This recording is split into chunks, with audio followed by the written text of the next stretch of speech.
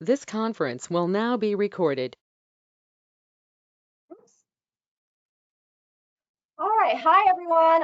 Once again, welcome to our Dyslexia 101 webinar tonight through Brain Balance of San Diego and Chula Vista. My name is Amanda. I am the Center Director and educator. I've been in this field for over 15 years now, and I'm excited. We had quite a few folks express interest in joining us tonight, so I know there will be more coming on board. So pardon our chat box. We will be reposting our initial message of keeping your cameras off and typing your messages into the chat box. And then we'll have a chance to talk about more of the questions that you have throughout the presentation at the end. And I know a lot of you entered questions ahead of time that hopefully most of it will be answered throughout this presentation, and then we'll hopefully answer them at the end as well if I missed anything, okay? But again, my name is Amanda. I have a master's in education. I've been in education for the last 15 plus years in all different respects, formally, informally, non-formally, working with both students and parents, but also with school districts and community partners. And one of my favorite things about supporting the community is being a resource. And tonight, I hope you take away some great information and are able to apply it immediately to support your child. One of the main goals is for you just to have better understanding and can empathize with your child or for yourself or for your business if you are a professional, and can take those next steps, those decisions you want to make for your child. It's based off hopefully of quality information, and the more you know, the more you can do to make those positive steps. So let's get going. So tonight we'll talk a little bit more about brain balance. Why are we talking about this?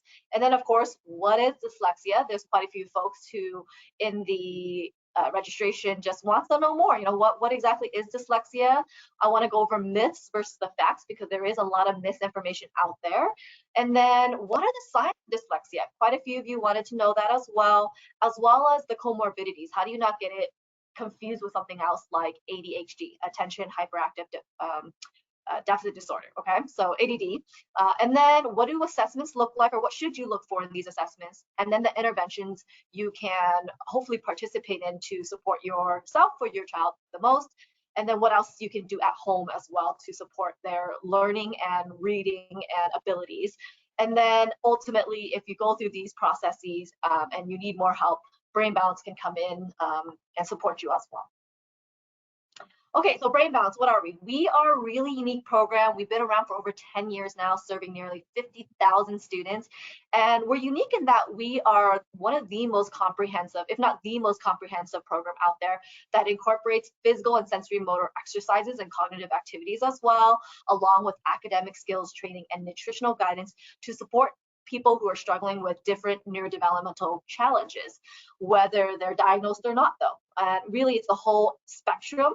At our centers, we serve ages 4 to 24, but we also have centers that serve adults, and we will too in time, but we're not ready for that quite yet. We have a lot of students age 4 to 24 right now that need our attention. But whether you have a diagnosis or not, it really doesn't matter. About half of our families do not have that label for whatever reason. And in the end, it doesn't matter because we want to get to the root of the issue, whether it's with academics or learning disorders or social challenges and relationships, maybe a focus issue as well. That's probably our number one challenge, as well as sensory challenges too. So we work with quite a few different disorders and challenges academically, socially, and behaviorally, and again, through this unique multisensory approach with the goal of getting to the root of the issue. A lot of times you see a challenge and it's really just the tip of that iceberg, right? Whatever misbehavior or learning challenge. And ultimately, the question is why? Why is your child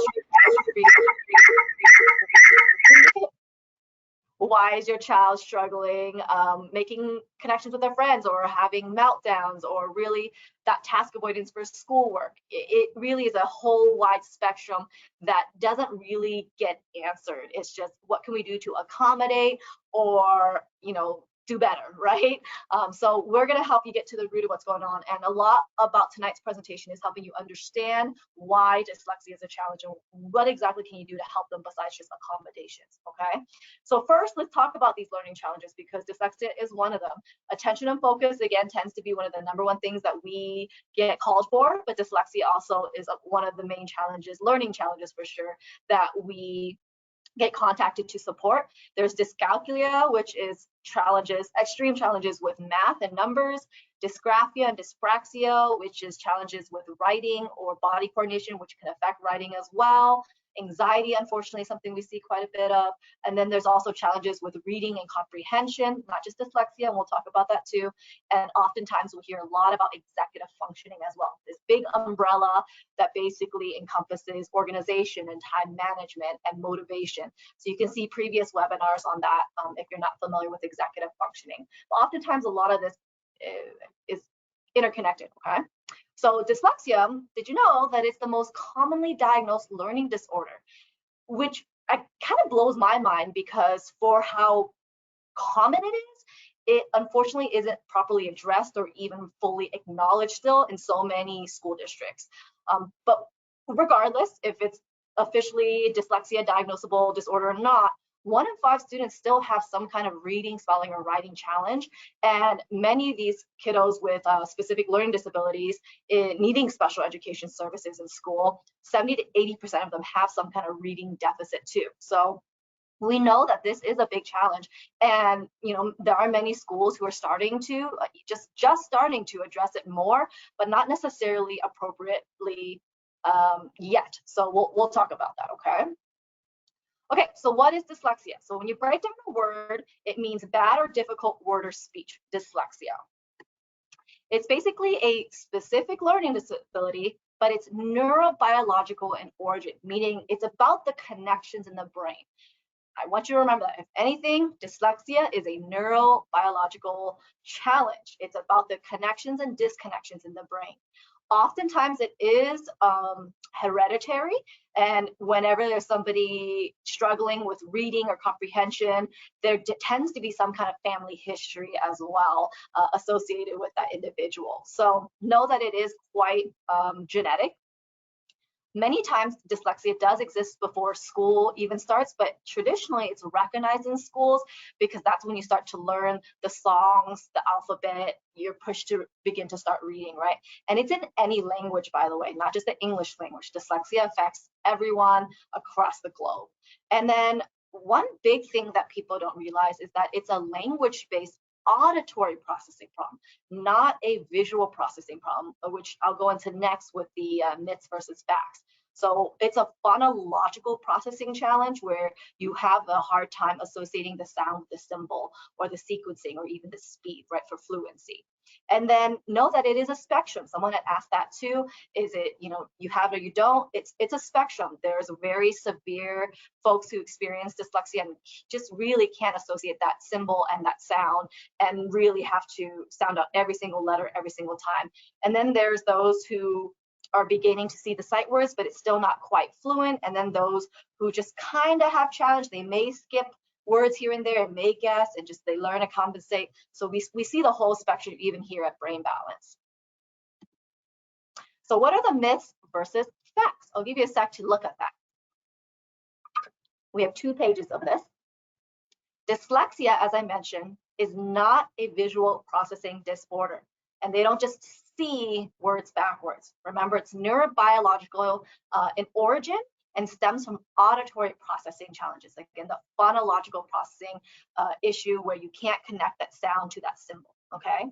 As I mentioned, it's not just for those who speak English. 1 in 5 people have dyslexia, and it occurs in every single language, and even ones that don't use an alphabet script, okay? So that I think that's great and hard science that shows it's not something you just overcome. Everyone deals with it, right? And it's not something you can, like I said, overcome or outgrow unless you actually give specific training to the brain to help alleviate those struggles and build up those connections in the brain rather than just coping. You might be able to cope, and a lot of people do, but you do need very specific intervention to overcome this challenge. Sometimes people think it's caused by poor diet or socioeconomic status. Again, not true. It's oftentimes hereditary and neurobiological in origin. Sometimes people think it affects more boys than girls, but very similar to ADHD, that's not generally the case. for the most part, it is equal between boys and girls, but boys tend to be referred for the diagnoses because they tend to be the most disruptive or fidgety or whatnot, which causes that alarm, right? So whether they're male or female, it really doesn't matter by gender. People with dyslexia cannot read or write, and that's not true either.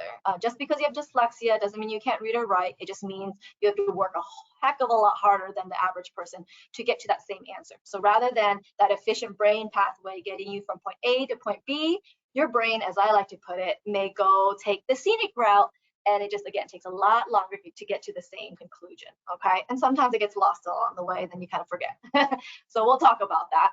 And then this is the last one, breaks my heart the most, and I hear quite a bit with many different learning disorders, not just dyslexia, but these kiddos are called lazy, or they're not motivated, or they're not smart enough, and that's absolutely not true.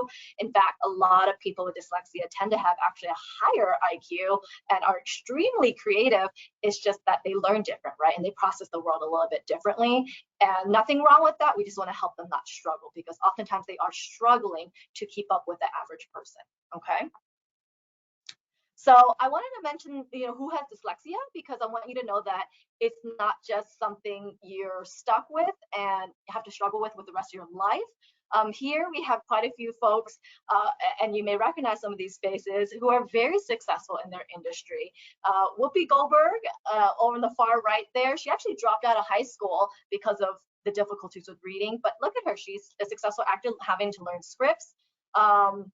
Gavin Newsom, actually today, I think our governor posted his announcement of his book. So Gavin Newsom, I believe, Harry Winkle down below there, both have children's book right now, just describing their experiences having dyslexia and how different it made them feel, but how you can overcome. Steven Spielberg actually didn't get diagnosed until his 60s, and that's what inspired him. His challenges with dyslexia inspired him to write the movie The Goonies, if you're familiar with that.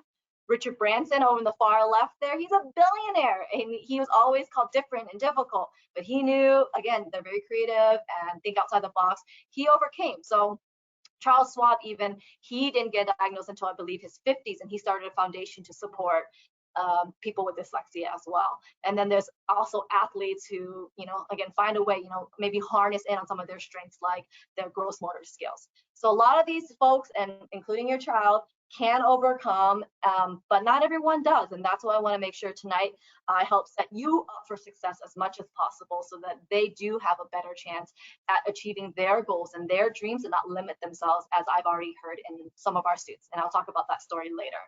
So in terms of reading comprehension challenge or dyslexia, I wanted to talk about this because sometimes families don't really know what's going on in general, right? What is going on? They've been experiencing difficulty with their kiddo at home, maybe in school, and nobody quite knows what to do, or maybe the accommodations aren't quite enough. And so you're looking for answers, right? That's why people come to us, whether these webinars or to come do an assessment. But simply put, dyslexia and comprehension are not the same, but they can be interrelated. People who struggle with dyslexia can have comprehension challenges too. A lot of it because they're not able to focus long enough and see the big picture to understand what's going on, because it's so difficult for them to read.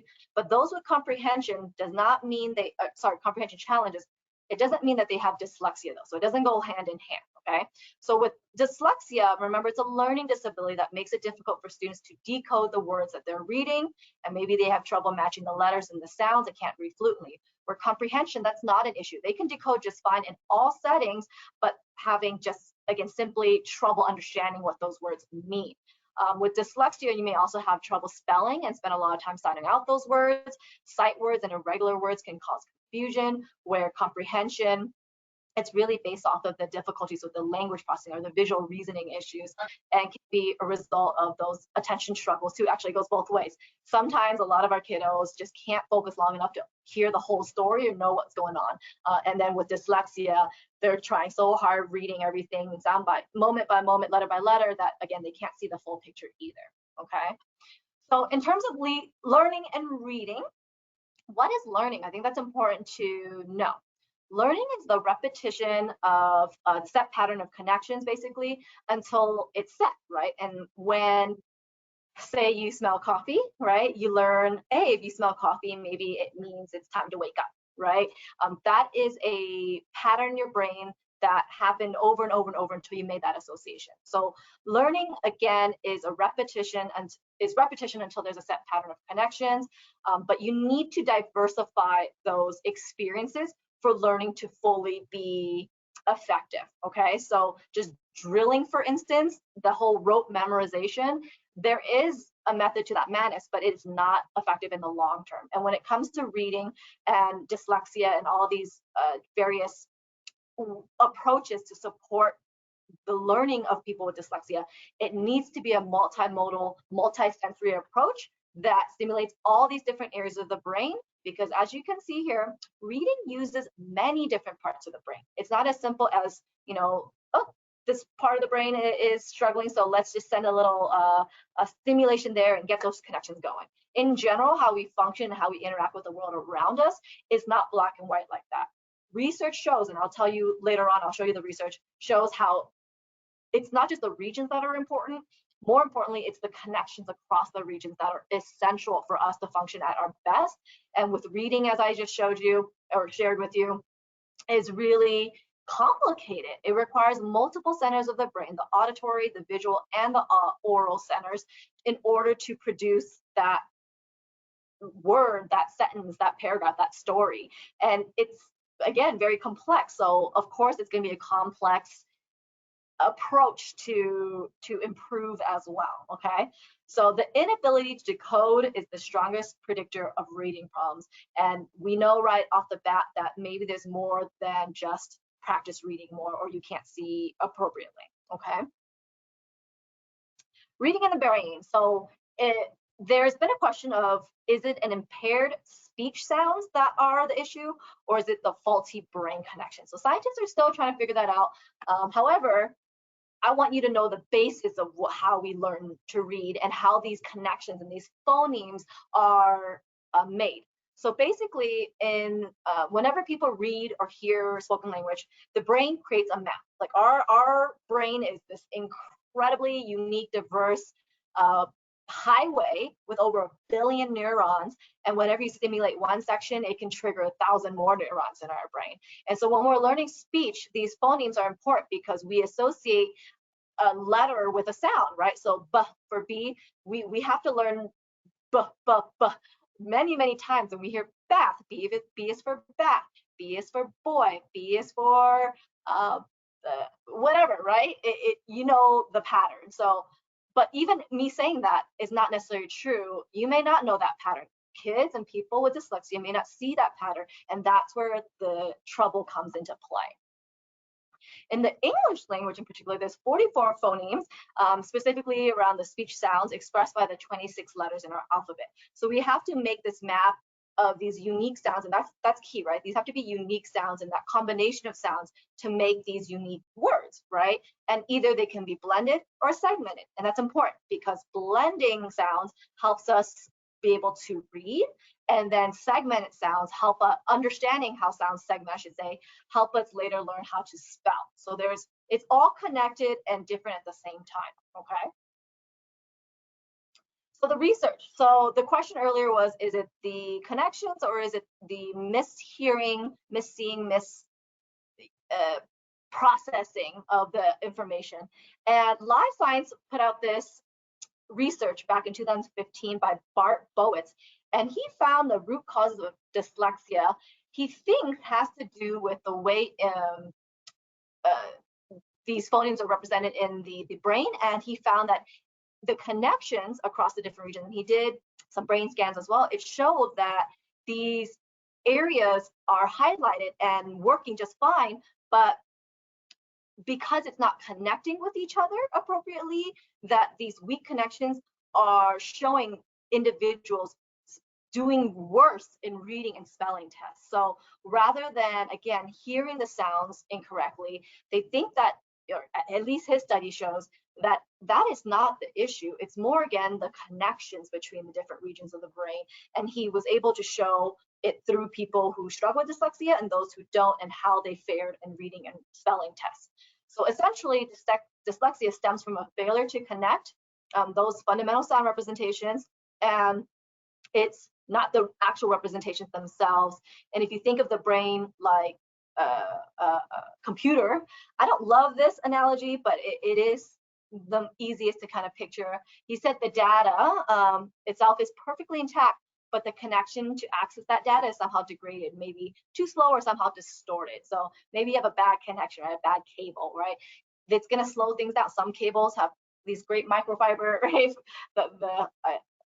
There's a new internet cable that's super fast, right? But maybe you don't have that super fast cable, and we need to help you build and make that super fast cable. Also to be aware of as you're getting your child assessed, and we'll talk about that next, there are different types of dyslexia too. It's not just one. Perhaps this dysphonic, it's more of that phoneme awareness, the phonological processing challenge, but it could be a surface dyslexia as well, where it's more of the orthographic challenge and the visual challenge, not able to see, and that's where sight words come in, right? That's the next step. After you're able to associate letters and sounds, it's can you see it as a whole before seeing the whole sentence and reading the sentence fluently, okay? And then there's, of course, mixed challenges as well. So quick review, remember, dyslexia is neurobiological in origin, affecting different language centers in the brain and how the brain connects or disconnects. It's an auditory processing challenge, not visual, okay? So just reversing those letters, that it's not about the eyes, okay? Essentially, we read with our ears, right? And knowing that. And you know, sometimes parents ask me, you know, how do you explain dyslexia to a kid? Basically, I would say it means your brain has trouble or has a really hard time processing or making sense of the letters and sounds, which makes it really hard for you to read. So your brain is having trouble making sense of letters and sounds, and it makes it really hard to read, okay? So common signs, a lot of people are asking about this too. Students who are a risk for dyslexia, by the way, can be identified as early as preschool.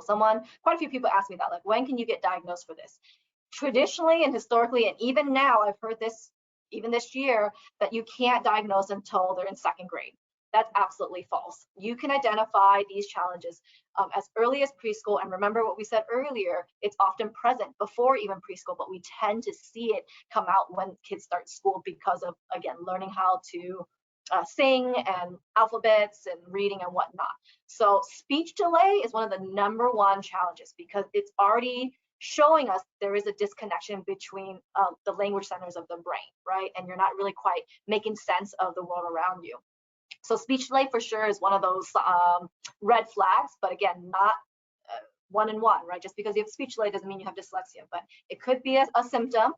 If you have a hard time remembering the alphabet or phone numbers, that could be an issue too, especially early on, not remembering alphabets.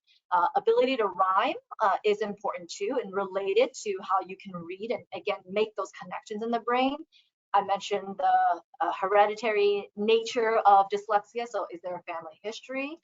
If they full on just, you see them struggling with reading, right? It's slow, it's laborious. Maybe they skip words, they guess a lot. That's a lot of compensation there. Or they can't read that same word that you thought they knew in a different context because perhaps they memorized it. They didn't actually read it. They just memorized that word. Reversing letters and numbers for sure, something that sometimes we see, but not always. And then, of course, difficulty spelling and even messy handwriting, because that is also a very difficult task and requires a lot of higher level brain functioning to get the thoughts into a physical manifestation by writing, okay? I want to break it down by the different years too. In preschool, I mentioned the speech delay and learning new words. Maybe they constantly have ear infections because, remember, it is auditory processing challenge at heart. Maybe they're stuttering, difficulty learning the alphabet, as we mentioned, recognizing letters and sounds they make, trouble rhyming, nursery rhymes. Maybe they're constantly confused between their left and right. And yes, they are learning that initially, but if they have mixed dominance, actually, so they don't know whether to use left hand or right hand, by preschool age, your brain should be able to pick one or the other for efficiency, right? The brain, it's all about efficiency and effectiveness. And if you can't pick which hand, which eye, which foot to use and be dominant, then the brain literally is delayed and confused. So those are some signs early on in preschool. When you're in elementary school or middle school, though, it's everything we talked about and more. Maybe you start to see the handwriting become difficult. Maybe you're starting to see the letter and number reversals, and it's pretty consistent. That's the other thing. I look for patterns rather than every now and then mistakes. Maybe there's challenges with the reading, with the guessing, as I mentioned, and skipping words. Maybe they have to read something many times before they know what they're reading, because again, they're focused so much on the letters instead of the big picture. Maybe the spelling is tough, right? And those spelling tests keep coming back troublesome. Maybe they can't recognize those sight words we mentioned. Maybe they are testing and reading at a lower grade than is expected of their age. And then maybe trouble memorizing things like in math, like the multiplication tables. I hear that quite a bit. And even difficulty with speech, right, with that speech delay. And something a lot of people don't think about are the somatic symptoms of dreading going to school. Maybe they have a stomach ache, whether they're making it up or it's real, right? Those headaches and stomach aches can really be a sign that something more is going on. Again, pattern of behavior. And then as you get into middle and high school, it's everything we talked about and more. Maybe they're starting to skip those small words when they're reading out loud in class. They have a limited vocabulary when they're speaking with their peers and with you. Really poor written expression, because at that age and those grades, you're expected to write these passages, right, in these essays, and maybe everything is just quite stunted and limited for what you would expect for their grade, right? Learning another language is usually a requirement in high school, and maybe that's really difficult too, because if you can't master one language and now you're expected to learn another, that's difficult. We had a student with dyslexia in a dual immersion program and bilingual household, and both languages, it was German and English was quite difficult until the end of the program, when both became much more fluid. So these are some signs. And then if any of you out there are here because you want to learn for yourself, that often is the case, especially for my dyslexia presentations. I have parents who learn through the process of researching for their own kiddos that they have challenges with dyslexia or ADHD or whatever the challenge may be. And then I have a lot of adults who join my webinars too for themselves. And I think kudos to you, keep learning. But some of the flags that you might notice in yourself, or maybe someone else, or maybe a coworker or a family member, maybe them struggling in the workplace. Maybe they don't want to write and they've compensated by memorizing things, and they're poor spellers, and again, difficulty with the left and right, and just getting that spatial awareness is off too, because again, in the end, with those disconnections in the brain, shows up in different ways, right? So those are just some things to look out for, and then be able to take those next steps. Something to also keep in mind is that oftentimes there's a lot of comorbid challenges associated with dyslexia. And what that means is there's other challenges with dyslexia. And this is the case for many other neurodevelopmental challenges, because again, the origins have to do with how well the brain is connecting or disconnecting. So of course, things are going to be related. So sometimes dyslexia is associated with ADHD, right? Attention and focus, or executive functioning. Maybe it's associated with auditory visual processing challenges or writing challenges. Definitely mood and depression and anxiety. We have a lot of kiddos, unfortunately, with anxiety who are in our program. It all relates, right? If you're not feeling successful, if life is hard, if school's hard, that motivation's not going to be there, for most people at least. But if you have a happy kiddo, fantastic. Let's boost them up before that confidence goes down, okay? Here's some other related challenges. So with dyslexia, maybe you have challenges with writing, with listening, spelling, reading, motor control, memory, or spatial awareness. And you can see this kind of bubble out, what else is associated with challenges with dyslexia? It's not oftentimes, again, black and white, where it's just reading or spelling. There's many other things going on that may help. By understanding this, let me take a step back. By understanding this, maybe it'll help you empathize with them more and know that these other elements involved where they're struggling, whether it's the focus and the noises, or the learning the alphabet, or sequencing, time management, right? It's all related back to, again, how the brain is connecting or not.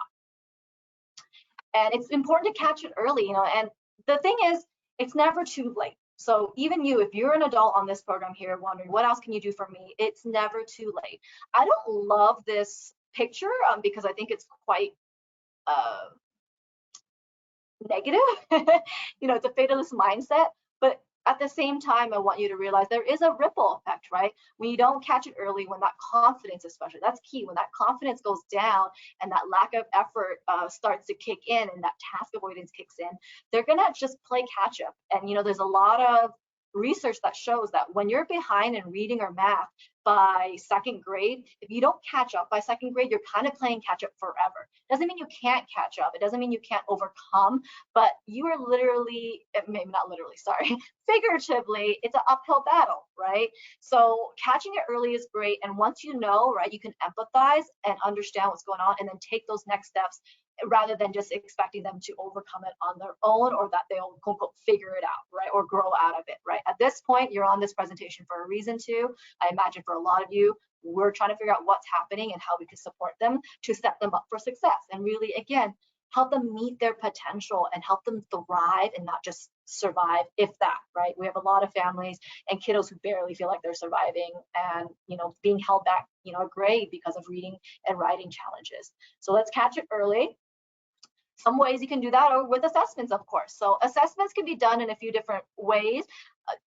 Typically, it's not with your pediatrician. Usually it's at school or outside of school. There's a lot of professionals out there who specialize in dyslexia and will assess for dyslexia, and it's quite involved. So I want to talk about what that looks like. We at Brain Balance do assessments as well, but we do comprehensive assessments to show you the overall development of your child and their foundation. We do not, being non-medical, we do not diagnose any disorders. Okay, so I just want to make that clear, but we work with a lot of professional providers in the community for cross referrals, basically. If you're looking for someone that we trust, I can send you there. And then for those professionals who, once they diagnose, the question is, what are you going to do about it, right? It's not just getting that label, it's what can you do about it? And that's where we come into. So in terms of assessments, there's quite a few things that they're looking at. They're going to look at phonological awareness. So again, how do you associate that sound structure to your language, and do you have that connection to begin with, right? And at what scale? You're going to look at your language-based memory. Can you recall sounds, syllables, words? Can you name different things, colors, digits quickly, right? Can that accessing that processing speed? Do you have receptive vocabulary? Do you understand the words that are being said to you? Do you have phonics skills? So can you understand that symbol and that sound, like that relationship, like I mentioned, individually or combined with others? And then are you able to decode? That's one of the biggest things that we're looking for, right? Can you see that symbol and sound association and identify it by reading real words versus nonsense words and rhyming we mentioned? We're going to look at oral reading fluency too. That's going to be important. Can you actually read at an appropriate pace and make sense of what you're reading? Can you spell appropriately? And then can you write appropriately? Can you put it all down onto paper when it's all said and done? And remember, dyslexia is a spectrum. So looking at all these components is really important to see where they fall on that spectrum. That link down below there is where I found very helpful to help me put this into a pared down version of what to look for, basically. So you can check that out as well. And I have more resources I can share at the end. Okay, so in terms of intervention, okay, you get this assessment, you know your child has dyslexia and they have this kind of dyslexia and this is where they are in the spectrum, and now we need to get them help. So that is the most important piece now, right? Diagnoses or not, I don't think it matters a lot. It in some ways helps because it identifies like, hey, yes, there is a challenge and we need to get help. But more importantly to me is, what are you going to do about it? How can we help you build your foundation up and support you rather than just help you compensate, basically? So for effective intervention to be effective, it needs to be sequenced, it needs to be systematic, and it needs to be explicit, okay? Oftentimes those building blocks is what's key, and that's what makes our program so successful as well, is how we meet each individual where they're at and successfully build them up, meeting them where they're at in all these different areas in order to support them, again, from the ground up, okay? So you want to build up their words, you want to build up their sentences and longer passages of text, and you help these struggling readers to recognize words they've seen before, these sight words, and it should cover, again, the reading, the writing, the spelling, all three, right? Because it's all related. Most importantly, it needs to be multi-sensory. Remember, movement of your body and stimulating your senses, those billion plus neurons in your brain, is what's key to get those connections going. It has to change the brain. If you're just rote memorization, you're just staring at words and you're trying to just recognize those sight words over and over and over through studying, it's not enough. You have to have this multi-sensory and multimodal approach to stimulate and change the brain to get those connections strong and built and present in order for you to execute what you're trying to do more appropriately, okay? Some common methods, there's a couple of different methods. The Orton-Gillingham method, you may have heard of this. This is one of the most popular approaches that's been used to help people with dyslexia. And basically, they focus on the connections between letters and sounds so that you can assign meaning to that language and then develop that overall comprehension. And as I mentioned earlier, it's multi-sensory, which is what makes that typically successful. And that means they use the sight, the sounds, the touch, the movement. Really, we focus typically on the five senses, but there's also proprioception, your sense of self, and interoception as well. So look into that. I've talked about different sensory challenges. So a lot of times kids with sensory challenges also have other issues with learning too, right? Because you can't focus or you're not able to read appropriately. Some of these programs that are influenced by the Orton-Gillingham method include the Barton Reading Program, Linda Mood Bell program, and then also Wilson Reading System. So there are some companies out there who specialize and say we are this or we are that based off of this Orton-Gillingham method. And then others do the structured literacy approach, and it's a deliberate teaching that involves techniques such as clapping syllables to help the child better segment words into their components or phonemes. So there is still that multi-sensory approach, but it also focuses on connecting sounds to their symbols and letters in two ways, either visually through reading or auditorily through spelling. So this is also a systematic and cumulative progression of learning, right? Building blocks are really, really key. You can't just keep practicing. It's kind of just hitting that wall over and over. You can't do that. You have to meet each individual where they're at and build them up, okay? Building blocks are key. So essentially what all these programs are trying to do is bring that balance to the brain, right? When everything in the brain is connecting appropriately, it doesn't mean we're perfect people. It just means that we're not struggling, okay? Whenever there's an imbalance, you tend to see it in learning and reading, maybe making friends or those social cues, maybe regulating your own emotions. So there's many different little flags I tend to look out for, especially early on. I ask a lot of these early indicator questions. So what are those milestones? Did they miss those milestones? Did they crawl appropriately? Do they have the mixed dominance I talked about? One thing I want to mention are primitive reflexes. If that's something you haven't heard about, please look it up. Primitive reflexes, you can see it on our website, brainbalancesandiego.com. But that's something a lot of folks don't look into because they tend to be infant reflexes. But we know kids who struggle academically, socially, and or behaviorally tend to have one or more of these reflexes still retained, which affects these different areas. Because it literally means you don't have full control of your own body, right? The brain is just automatically making that switch, and we need the brain to have control. So in our assessment, we help you understand where those where are those weaknesses and where are those strengths. And here's a general example of what it looks like to be left brain weak versus right brain weak. Typically speaking, a lot of my kiddos who come to our program with dyslexia as a challenge, they tend to be left brain weak. And you can see, right, poor math, verbal spelling, poor reading. There's a lot of left brain associations there.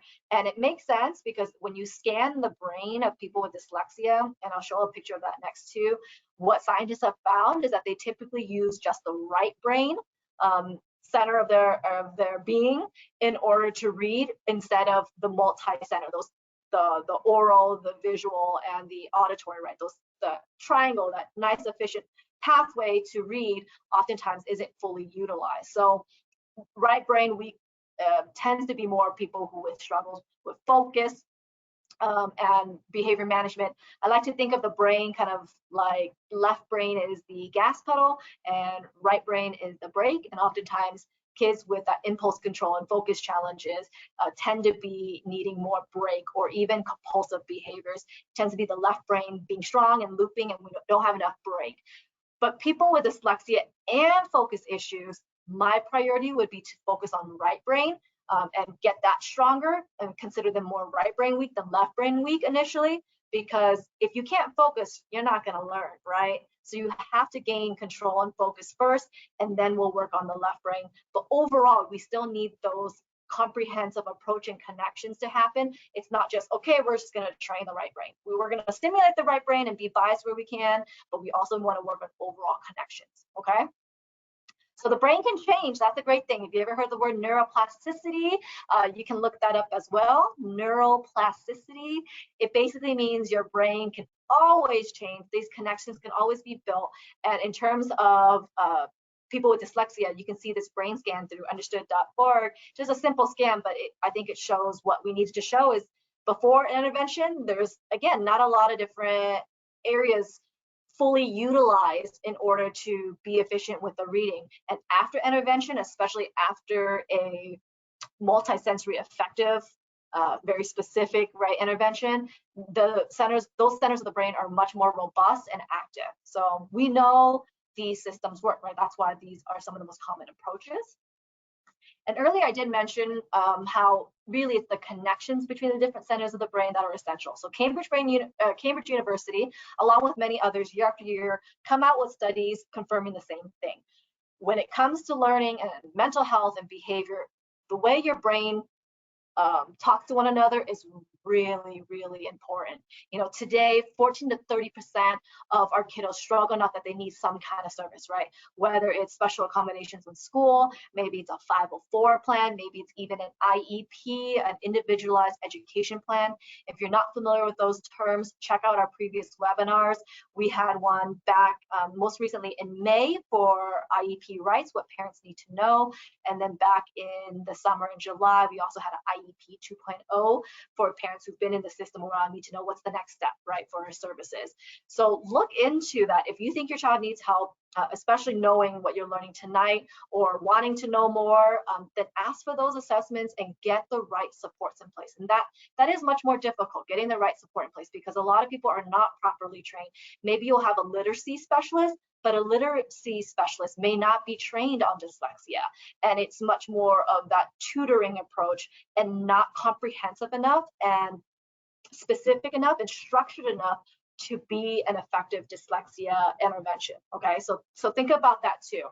But basically, again, we need the different connections in the brain to come together for us to function at our best. And when it does it does affect quite a bit of our learning and mood, and that's hurts, right? With kiddos with depression and anxiety, it's all related.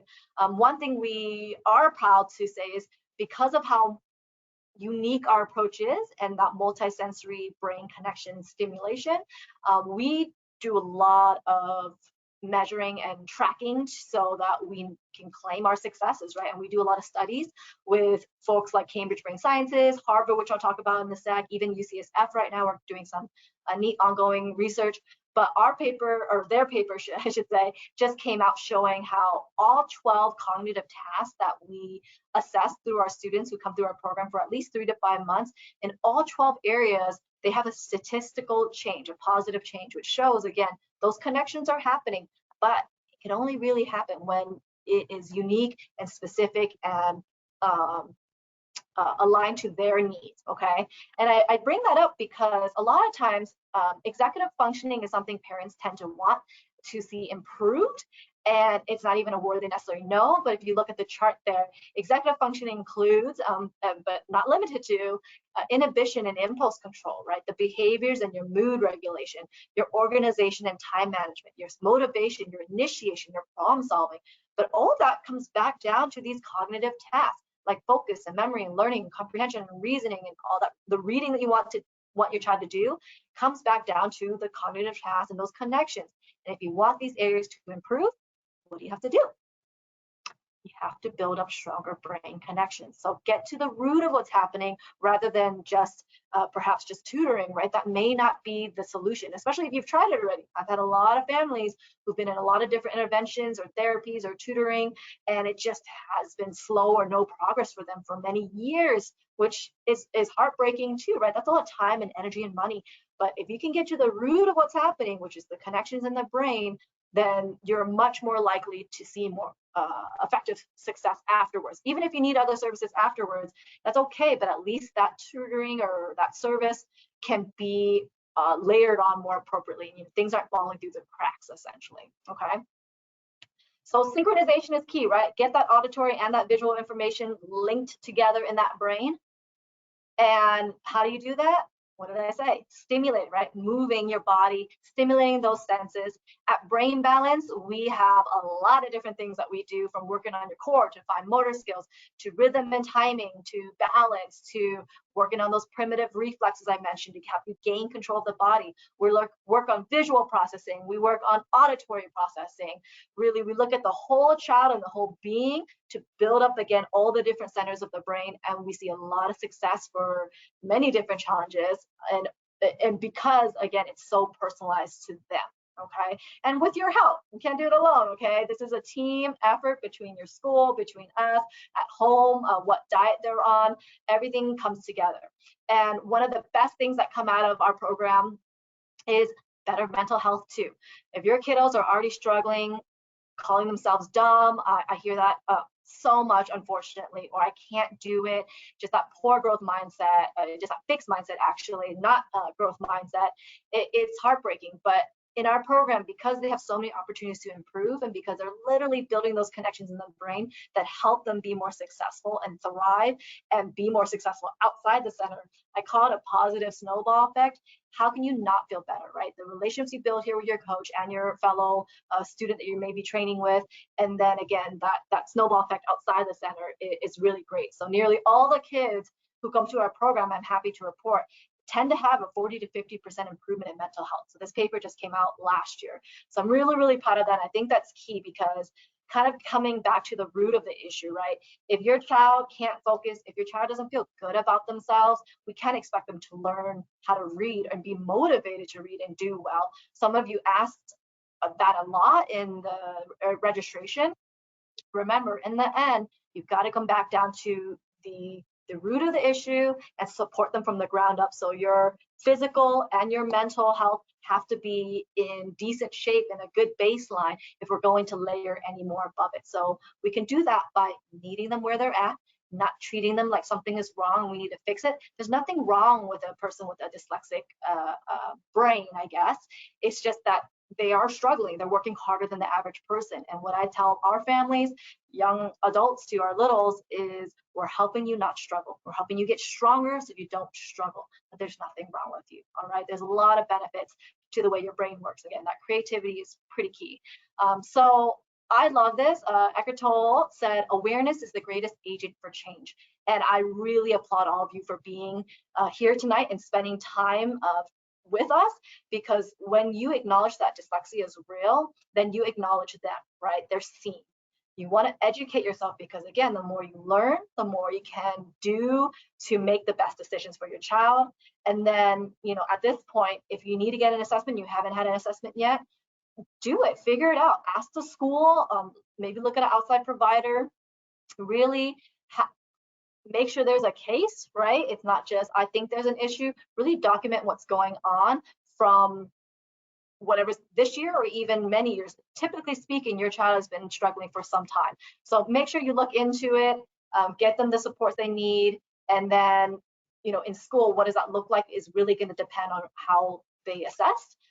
But remember, even with the schools, whatever they present to you and what they recommend, you don't have to agree with either. Maybe you know your child needs X, Y, or Z. Bring that up. Remember, it should be a team effort. And I oftentimes do a lot of school meetings as well. Again, our assessment does not diagnose for dyslexia, but it's a lot of great information too that shows that overall foundation of your child and your student, and how together we can work with one another to support them and build up those connections. So let me know if you have questions about that too. At home, these are some things you can do though, right? At home, especially if they're young, these are things that you want to be able to build up in them. So read often, read out loud, and read together. The more you can make it fun and the more you get practice and the more they can build up these associations, the better, right? That's in the end, that's what it's about. Building these associations and exposing them to new words weekly, right? That's important too, and daily even. That's something we don't think about too often. It's just we might practice the same sight words or read the same books over and over, but exposing them to new words, new sounds, and again, allowing their brain to have flexible learning is really key, and not so that it's transferable, right? That's what's really important, okay? Even flashcards too, working on those sight words, but again, mix it up, make it multi-sensory. Remember, don't forget, make it multi-sensory. Play with the shaving cream, play with sensory sand, and work with a marker or a Senti marker even, right? People forget about those. Those Senti markers were so much fun as a kid. It still can be for your child, right? Get the various senses, kinesthetic, the olfactory system, hearing, seeing, move your body, clap into those sounds. The more you can make it multi-sensory, no matter what the age. Don't feel like it's quote unquote childish or immature to do this with a middle schooler. It's not. By making it multi-sensory, you are stimulating their brain significantly more than just forcing them to listen and to read over and over again when we know those are part of the centers of the brain that are already struggling, okay? And a few other things, practice reading out loud, also silently, and playing word games. That's great. I love playing word games as a kid. And so we want to make it fun, but again, meet them where they're at, right? Don't expect them to be quick or, you know, to give them some wins. All right? Everybody needs a win, okay? And then support and encourage that growth mindset. Yes, it's a struggle now, but you know what? If we didn't struggle in life, if school wasn't hard, then our brain literally wouldn't grow, okay? And if you knew everything, there'd be no reason for school or dictionaries or the internet, right? We're all, every day in our lives, changing our brain every single moment of the day by interacting with the stimuli around us. So definitely exercise your brain, and a lot of that, remember, is movement and utilizing all your various senses, okay? So build up that body, build up your brain, practice those skills, and build up that mental health and that growth mindset. And remember, it takes a team. So maybe you're tired, maybe you've been through the works and you need more help. It's okay. It takes a village, and you don't know what you don't know either. So let's work together with your school, with your other providers. If you need other support and resources or referrals, let me know too. We're here to be a community resource, okay? So in our assessment, I do want to talk a little bit about that, because a lot of times people wonder, well, what exactly do you do? I showed you some pictures, but here is generally speaking what we look at. We look at many different areas of development. As I mentioned, the whole child, from the primitive reflexes, like the grasp reflex. Maybe, you know, as a baby, this was really cute, you know, holding on to you, but as you know, 5-year-old, 10-year-old, 20-year-old, 30-year-old, you shouldn't still have a reflex, you know, any twitch or anything of the hand that causes you to not have full control of your body, right? So we're going to look at primitive reflexes. We're going to work on primitive reflexes. We look at your various sensory motor skills, including gross and fine motor skills, and your body awareness score and balance, your vestibular system. We're looking at processing, including many different areas of visual processing and auditory processing. Then we're going to look at body coordination and rhythm and timing, how it all comes together. And you can see on the far right there how each section impacts our everyday function. And you know that there's a foundation to the foundation too, right? There's these different levels and progression of development that is necessary if I'm to expect someone to read, for instance, which is the very tip of the pyramid. There's so much more that's needing to be addressed oftentimes, okay? So come check this out. It's usually about 1.5 to 2 hours. And for those that are on our, joined us tonight, we will be offering you an assessment special if you're interested. And so Kenny, our coordinator, will be connecting with you this week and early next week to see how much more we can support you. And again, any resources you need, we're there for you, okay? But we're definitely a program that works, a solution that works. We've, as I mentioned, supported over 50,000 or nearly 50,000 families at this point, quite a few students with dyslexia. In a matter of months, we see a lot of change. And so I invite you to have your own breakthroughs with Break Balance. Since we're talking about dyslexia, I want to share a couple of great stories here of these kiddos. Far left there, we have a little fellow there who, when he started the program, he's my little bilingual speaker in dual immersion school. He really struggled with reading and speaking of both English and German appropriately, and it was just a struggle, right? School was a fight, and it was not enjoyable for him. But in a matter of months, by the end of the program, he confidently read his entire graduation card, essentially, where before he would scream and fight just to read the title of a book, just the title, not even the book. And now just so confident, willing to try, having that confidence, as I mentioned, is huge. And as the parents, you can see there, it's a team effort, right? And then bottom left there, this gentleman here came to us with dyslexia, has struggled many, many years, was in different programs like Barton. He admitted he enjoyed it, but admitted it didn't really help. And in just a matter of months, again, he went from really wondering what careers could he do that didn't involve reading. He was really limiting himself. Some of these kids cry themselves to sleep, to now confident, and the possibilities are endless, thinking about being, I think he said, an Imagineer, with Disney. Just he's willing to read and enjoys reading now. I talked to him this summer, right? What was he doing this summer? He was enjoying reading chapter books. And so we have many kids in this picture and more who have these amazing breakthroughs. So I hope we can have that with your kiddos too. So stay connected with us, call or visit our center, email us. Here's a couple books to help you understand more about how the brain, those disconnections in the brain, I should say, can affect you. So Disconnected Kids and Reconnected Kids Afterwards by Dr. Robert Melillo. He is one of the co-founders of Brain Balance too, by the way. So a lot of people find us that way. And then social media is another way for you to stay connected. We have a lot of resources on our Facebook and Instagram, but also YouTube. This is where this presentation will be uploaded later on, and we have a lot of other previous presentations. And then our website is also a great resource for demand webinars as well as blogs. There's quite a few blogs on different challenges that you may be interested in. And then coming up next month, so we are wrapping up National Literacy Month, so that's why I wanted to talk about this. And next month in October, it is a National ADHD and Learning Disorder Awareness Month. So I'll be talking about attention and focus, another popular one. Join us online, it will be virtual. And then right after that, the week afterwards, we'll have a special guest, Dr. Catherine McKernan. She is a speech and language pathologist talking about how to empower parents to take the lead. And we're all aligned here. Again, it's a team effort. It's not just come here and work. What can you do at home right now, every day, to support your child and be part of that learning and growth? Okay, so check this out. And now I want to leave it open to questions. I know we're coming up at the end now. If you have to go, it is 7. Please head off. We'll be recording this still. And I'll let Kenny kind of let me know what I missed. And if you have any other questions, please feel free to put that in the chat box. But thank you again, everyone, for joining us tonight. I'm proud of you for learning and listening, and I hope you can take some information away and you give us some feedback afterwards, okay? Thank you. Thank you. I'll let Kenny kind of filter through some of those questions and let me know what are the priorities. Again, if you have to go, that's totally fine. I'll still record this.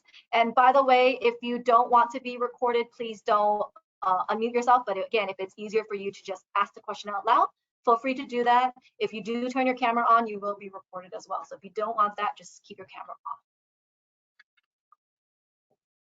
off. Okay, can you hear me? Yes. Awesome. So one of the questions we just got, I believe it's about actually physically masking, but it says, do you find masking to pose a challenge to your intervention implementation? How can we be successful with masking in place during treatment for dyslexia? If you're talking about the physical wearing of masks because of the pandemic right now, no, not at all. Because remember, it's not that simple, like I'm not seeing your mouth, so you're not able to see me talk. Although we do have clear masks, and I've used that for students who need to see my mouth, especially with speech therapy. A lot of speech therapists are using these clear masks, so that's not a problem. Remember, in our center, you saw that big pyramid. There's a lot that the kids are doing. In fact, when they're coming to the center, it's over 30 different exercises. So wearing a mask in no way impedes them, and most of our students can wear masks. Some kids have sensory challenges and they can't, and so they're in their own room, but we do take a lot of COVID-19 precautions, by the way, if that's a concern too, because we are in person. But we also have virtual or hybrid programs for those where coming to the center isn't ideal for whatever reason as well. So hopefully that answered the question. Awesome, thank you. And then another one we had before presentation, someone also just submitted it.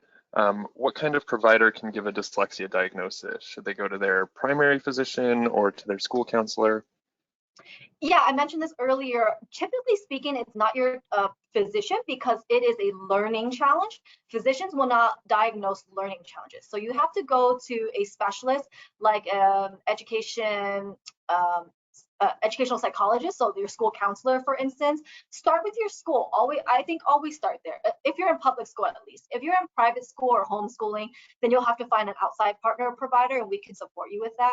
But if you're in public school, then start there and let them know that these are some of the challenges you're experiencing. Because as I mentioned, oftentimes there's more to the story than what you're seeing, and by having that open conversation, they'll know what they need to assess for, rather than having to play a guessing game and elongating that assessment process. And I do see some people posting some recommendations, and I really appreciate that. I think sharing of those resources is really, really key, and having someone already vet like, hey, this experience was great, is awesome. So I will also be following up with some of your recommendations as well. And if you have some and you haven't typed it yet, please either type it in the chat box or email us. One of my favorite things is connecting with the community partners, because again, I want to provide our family resources, and we have families from all over San Diego and beyond. So anywhere across the county and beyond is really helpful for me. I actually today was connected to someone in the Bay Area who does parent coaching, very famous parent coach, and yeah, she serves everywhere. So don't worry about where they're at. I actually have some referrals even out in Arizona for some the functional medicine doctors, because they're hard to find, good ones are hard to find. So any recommendations I welcome. All right, and then we have a few questions about the program too. So can kids start our program as soon as possible? Is there an assessment that they start with, or a waiting list? And how long are sessions and how many a week are recommended? So the very first step is an assessment for sure. There's no obligation after the assessment. Once we get answers, then you can make those decisions afterwards, right? What's best for your family. If you're here on this webinar, I'm likely going to say, yeah, you're one of the fits for us. Not everyone is the right fit. And we talk about that in the assessment chat while your child is working out essentially and having fun and playing. That's what I tell the kids. What do you get to do? You get to play today. All right, just do your best. And then from there, we'll recommend a number of sessions. And in our program, typically speaking, it's coming to the center 3 times a week for an hour. There's currently a wait list is difficult to answer because it depends on your availability. So we have sessions in the afternoons in our San Diego center as well as our Chula Vista center. So we do have another location.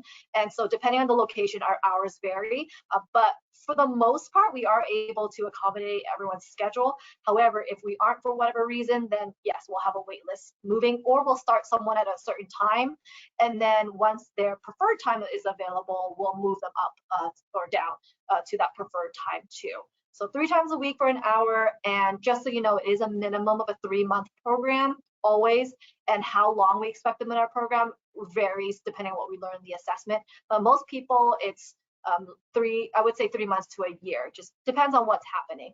And remember, we serve ages 4 to 24 right now. So we have young adults truly with different challenges like dyslexia and ADHD who are in our program. It's never too late. And if yours is a little, or even if they're younger than 4, come out, let me know. We'll follow up with you until they are age appropriate, because most of our research is based off of 4 and up. That's how we work with 4 and up. Hopefully that answered the question. So thank you.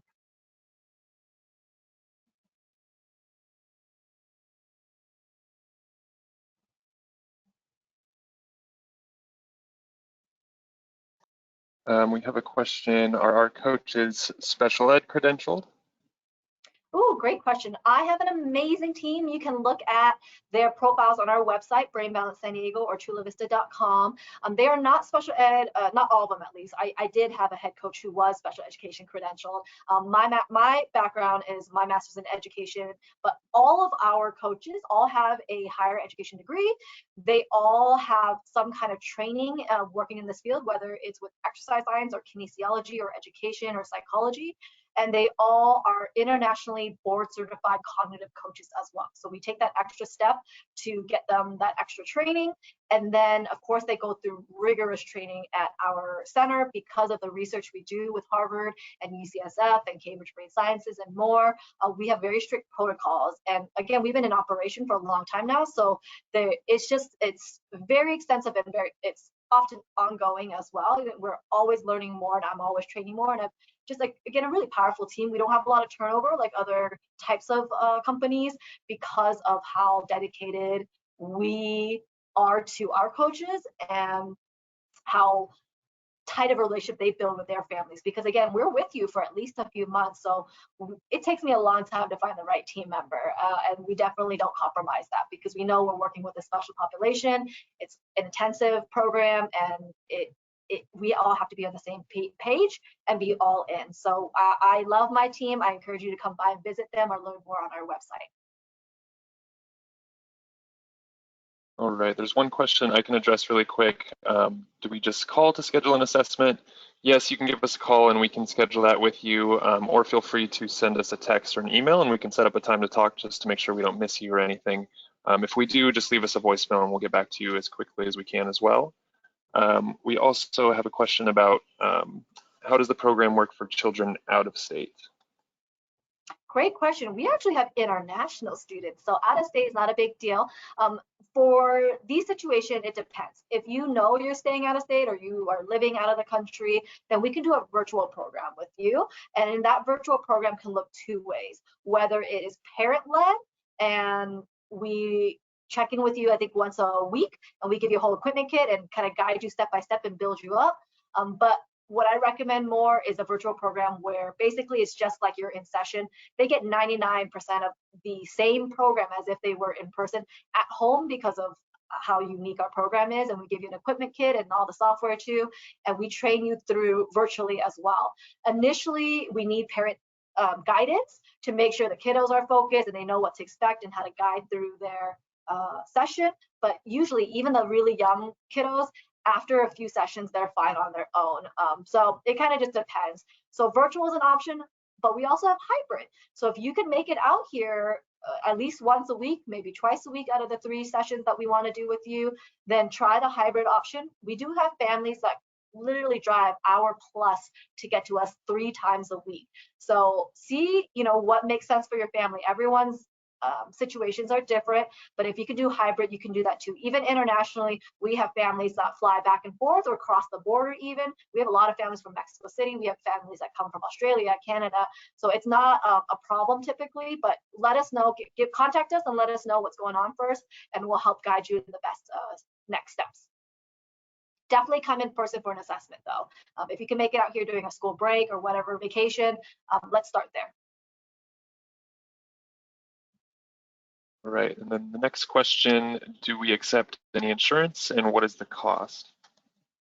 So we are non-medical, so we don't work directly with insurance companies, so we are out of pocket, but I'll share a lot of that information with you when we meet. Typically, we talk about it during our assessment chat. So when Kenny follows up with you, we can get the assessment going and give you that assessment special, and then we can talk about pricing for the program, which is also very different. We don't do it by session because that's oftentimes not effective. That's not our model. We are in this journey together, okay? So we'll talk about that during our assessment chat. All right, and Natalie, we will be sending out emails with a link to the recording. So yeah, you can share that with your husband and reach out if you have any more questions about that. I think that's all we've got in the chat for now. Does anyone else have any questions?